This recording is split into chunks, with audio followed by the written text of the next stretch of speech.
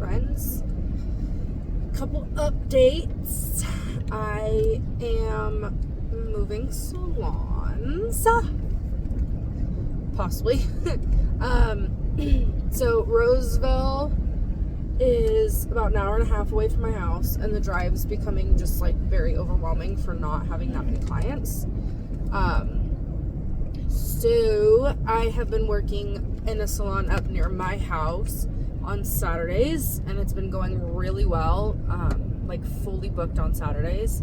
So I am most likely going to be moving up there full time, which will be very nice because I'll have an open schedule up here for more clients, as well as less of a drive. That'll be amazing. It's like 30 minutes from my house versus an hour and a half.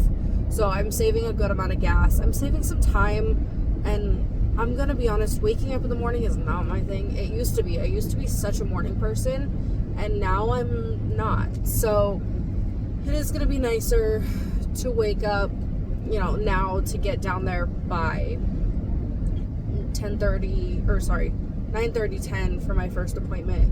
I usually wake up at like 7, which doesn't sound that early, but for me, like, we don't go to bed till like midnight. So for me, 7 is pretty early, and I just hate it. So it'll be really nice. I can set my schedule to be whatever I want because I am renting a booth. It'll be the same price as I'm paying right now for the suites, which is great. So there's no like upcharge, I guess is the word for it. So I'm super excited. It's Valentine's Day. Happy Valentine's Day, everyone. I don't really do anything for Valentine's Day. Me and my boyfriend have been together for 10 years, and we've just never really celebrated it. He's like, I don't need one day for the world to tell me that I love you. Like, I don't need to tell you one day of the year. So we don't really celebrate it.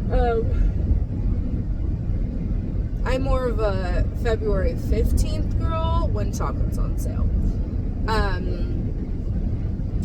Speaking of, so I posted a video kind of talking about my health a little bit and how I've been struggling with all of that. So I went to the doctor. It's been about probably 2 weeks now. Everything's just been so hectic. Trying to make a decision moving salons, and then I was insanely busy last week at the salon, which was awesome. And then this week is just kind of like slow, and so I'm able to make my decisions and kind of think about everything instead of like panicking. I'm also back on my meds. I've been taking Wellbutrin for the last couple months, and I was off of it for about a week because I was out on Thursday. Friday they didn't have a refill for me for some reason, so I didn't get a refill until the next Thursday. And so I have definitely been feeling some effects. I feel like for me, I try not to put it all on the meds, but I have been feeling very blah. I've been feeling very off. My ADHD has been really bad, which it had been getting really good. I also just feel very overwhelmed very quickly and feel like I can't process things.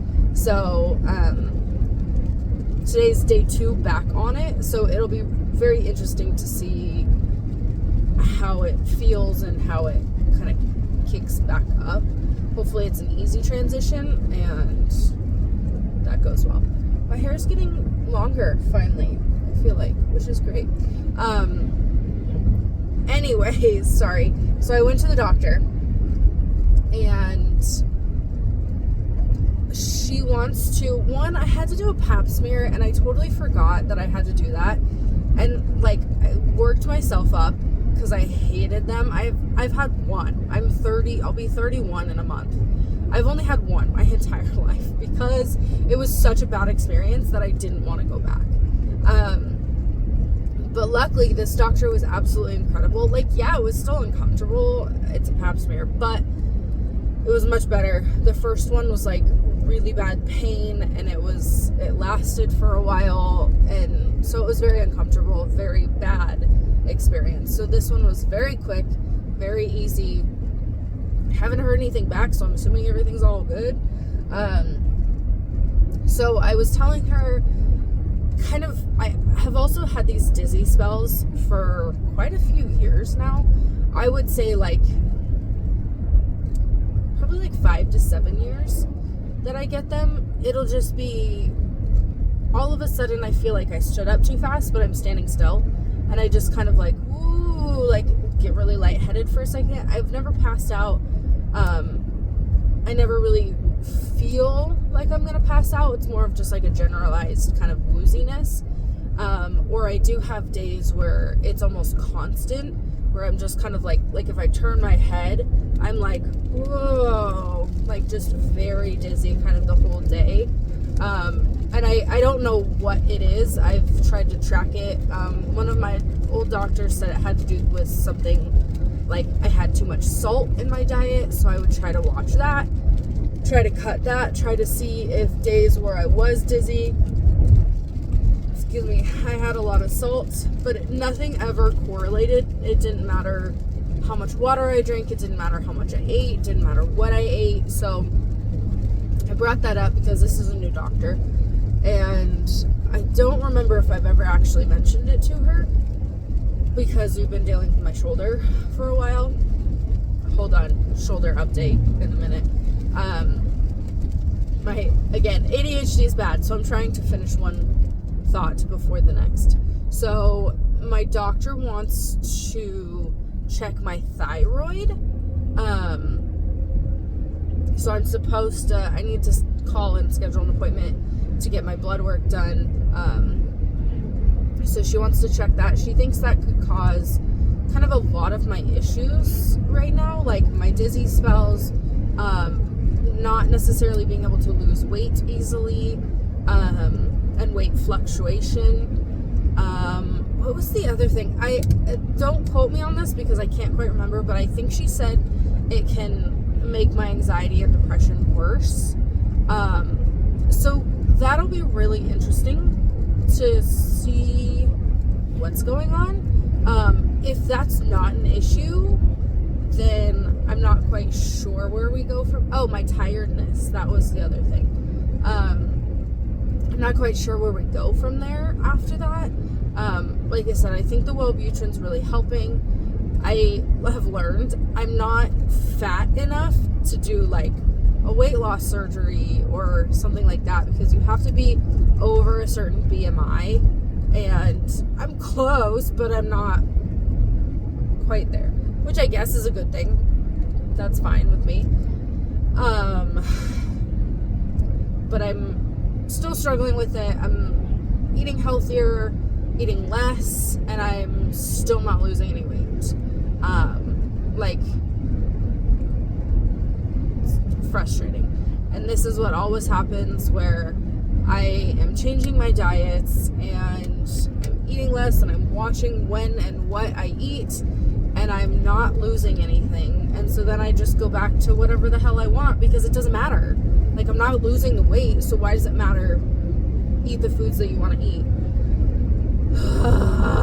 Sorry. It's very frustrating to me, and it's something that I've been dealing with for a long time. So it's one of those things, like, I don't want to have another thing wrong with me and have thyroid issues, but if that could solve the problems and it could help me lose weight, that would be fantastic. I would welcome that. For that, it would suck. Again, I don't really want to be on meds my whole life. The Wellbutrin is something that I can be on while I need it, and then eventually I can go off of it. So we'll see. That's gonna be another update once I get the test results back.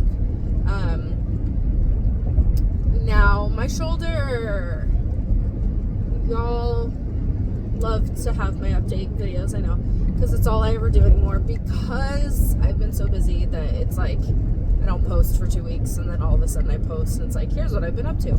So I apologize. Give me some video ideas in the comments, because I don't, I mean, yes, I carry my phone around, but I am, sorry, I'm not one of those people who can, like, I don't feel comfortable in front of the camera. That's why I do it while I'm driving. But I don't feel comfortable, like, grabbing out my phone and talking to myself in front of people. Like, it's just something that's very uncomfortable and not natural for me. I've always been a decently shy person, so that's just awkward. But, so, my shoulder got a cortisone shot 4 weeks ago.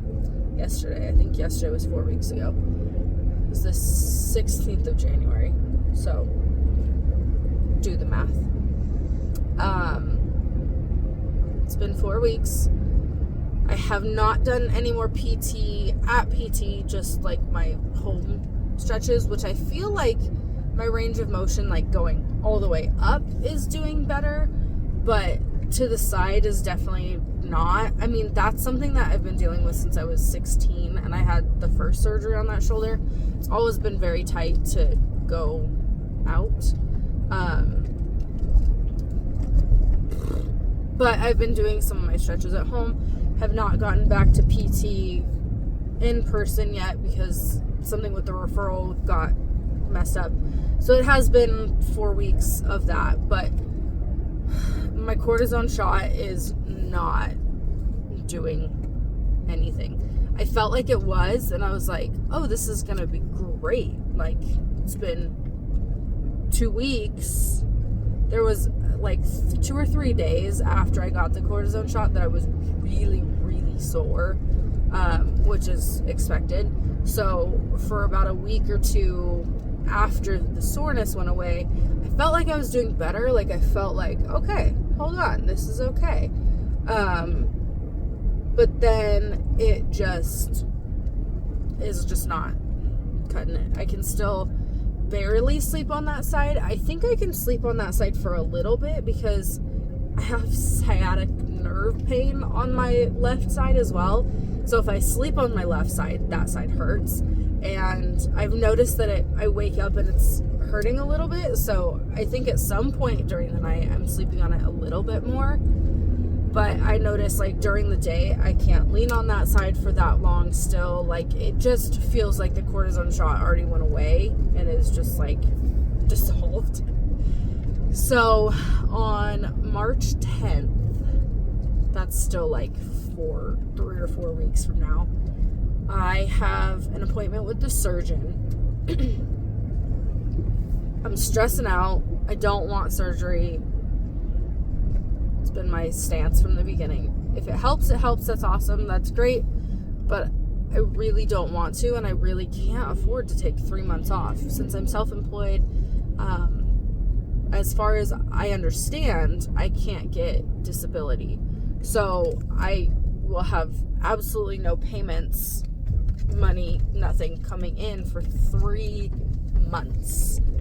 And I don't have a great savings. I just started a business. Like, my savings went into that and went into living while I was in school. So I don't have a backup plan for those 3 months. Fortunately, since I got the cortisone shot, I cannot get the surgery for 3 months after the cortisone shot. So I can't get it until middle of April, February, March. Yeah, middle of April. So I do have a good 2 months to kind of get my shit together and figure out how I'm supposed to do it. I'm researching a lot about self-employed disability, if there's any way that I can get something for that. Even if it's a little bit, like, unemployment only covered my bills. Like, even if it's just something like that, I don't need the extra money for 3 months. I'm not going to be doing anything. I'm not going to be able to drive. Oh God, I'm not going to be able to drive. Okay. I'm going to be able to drive within the 3 months, but last surgery I had, on my shoulder, I remember that I was in a sling, and I'm pretty sure for this one, she said 6 to 8 weeks you're in a sling. You can't do anything. Like, it's your shoulder. It's your whole arm. It's kind of debilitating. Like, I couldn't drive. My mom was having to drive me to school. I was 16, so I could drive myself to school, but she had to drive me to school. I had to take, I want to say, gosh, that was so long ago, but if I remember right, it was like over Christmas break or somewhere around there that I had a break off school. So I only had to take a few extra days off school, but it was like I was out, that I remember, for like a week at least. Just like any surgery, like my wrist, I feel very fortunate. That was such an easy surgery. Like I think I took 1 or 2 Norco. Like it was such a breeze. Barely took any Tylenol. I was good, like pain wise and tiredness wise. Like I wasn't tired. It was great. Like other surgeries I've had, like my old shoulder surgery, I've had my gallbladder out, I've had my leg, I had a surgery on my leg for a broken bone.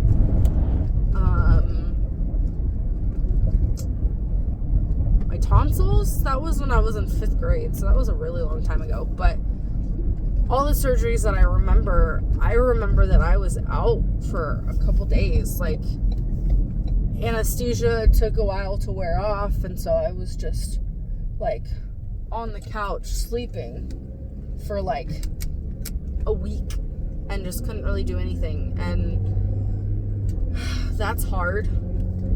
But thinking about, I don't know, and this is so dumb, I feel like this is dumb to say out loud, because if you get the surgery, obviously you want to remove the scar tissue and you don't want to build up more scar tissue, so you want to do your PT. But me and where I am in my life right now, I feel like if I take 3 months off, it's going to be really hard for me to keep doing my stretches and my exercises once I get back to work. Because I am one of those people, I kind of throw everything I do into work, and I work very hard, and I overexhaust myself sometimes working too much. Like when I do my stretches now, I'm doing them in bed. I'm doing them while I'm laying down. I'm holding my arm up, and which is also something that's kind of concerning to me. When I hold my arm up, my whole arm goes numb. And that's something I've never experienced with my shoulder before. Like, whatever I did to it when I was 15, I didn't really experience any numbness. A lot of the symptoms were the same, like the pain, the soreness, feeling like it was dislocated, which apparently is very common when it's torn. I didn't know that until this round. But so they went in and tightened a muscle, which has not done anything for me. But I have never had the numbness until this tear.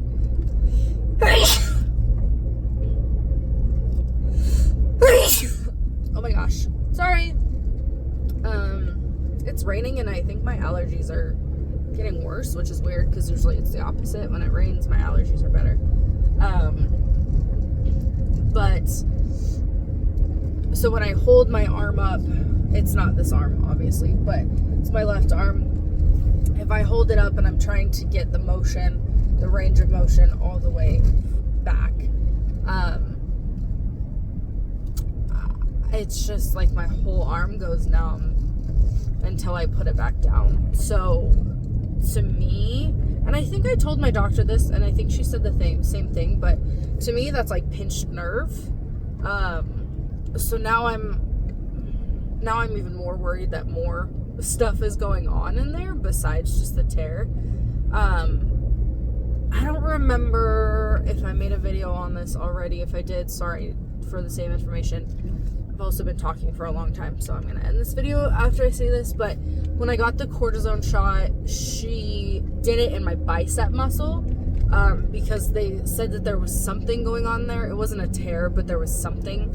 She said swelling and something else. So she did it in there because she thinks that's where a good amount of my pain was coming from. Not the tear is in the back part of my shoulder.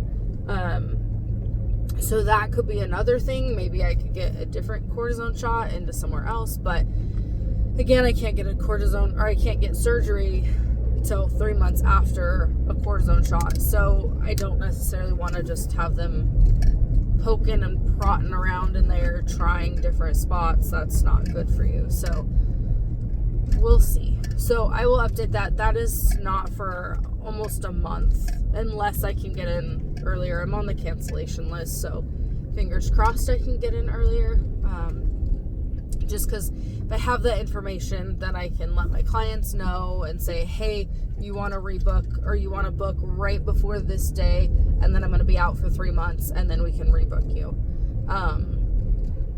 So it would be really nice to kind of have that timeline. That's the main reason why I wanted to meet with him sooner. But okay, that's my long update. If you even watched this far, you're awesome. And I will talk to you guys in another video. Bye.